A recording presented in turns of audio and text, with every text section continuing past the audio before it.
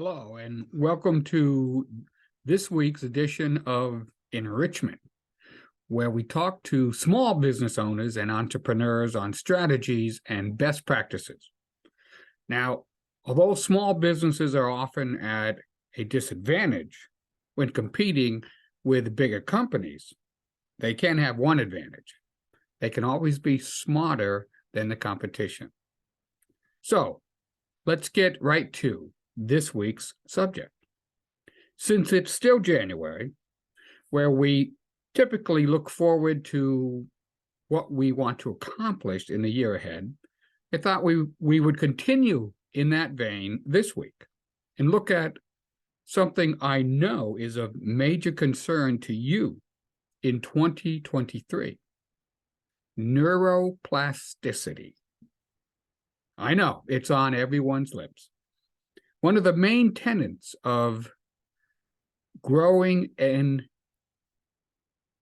successful business is the need to focus on being smarter than your competition. We've often discussed the need to learn more and be regarded as the go-to person in your profession.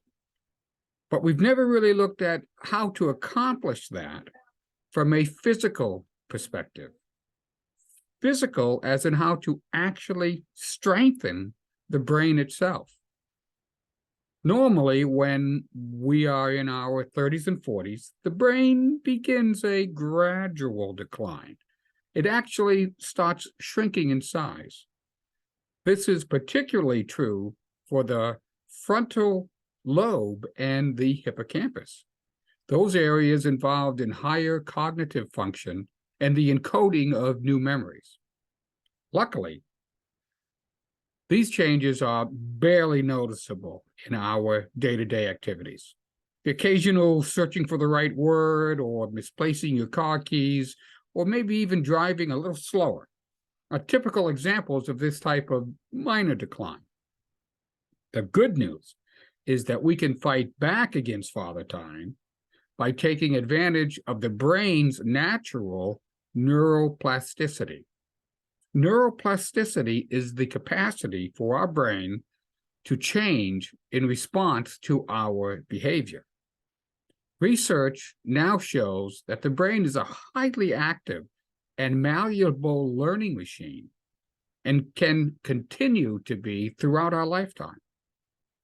The activity of learning something new can ignite a cascade of changes in our brains that can not only retard but reverse the effects of aging.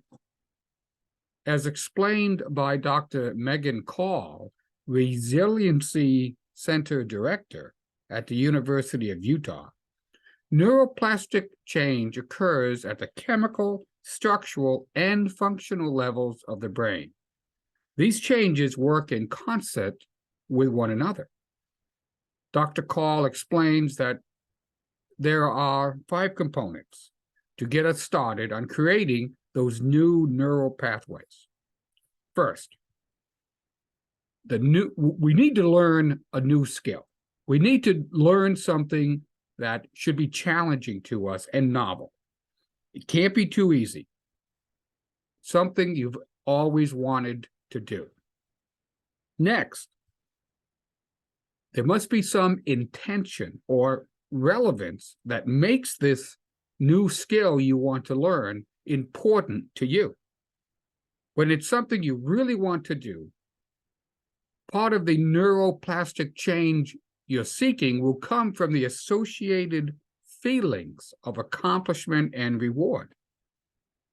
Next, specific attention is also required.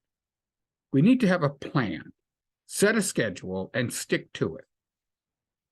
Setting personal goals and milestones are a great way to accomplish this. Also, repetition and intensity are critical to laying down these new neural pathways. Dr. Call recommends shorter bouts of intense repetition to solidify the new neural connections. And finally, take the time needed to make it happen. Learning something new is not a one-and-done proposition. Neither is neuroplastic change. It takes time for structural and functional changes to occur. She concludes by saying, be sure to choose an activity that is new, challenging, and important to you. Commit yourself to engaging in this exercise as frequently as you can. Some examples could be learning a new musical instrument, learning a new language, starting a new hobby, or studying and becoming knowledgeable in a new subject.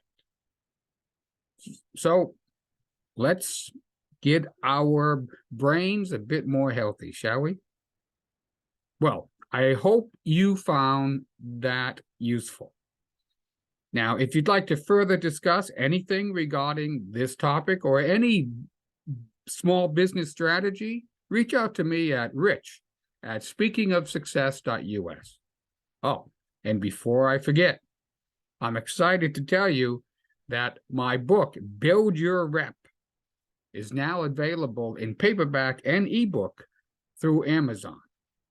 In Build Your Rep, I provide step-by-step guidance showing you how to immediately enable prospective clients to recognize what you do, how to quickly educate them so that they fully understand, and finally, how to persuade them that you have the solution to their problems.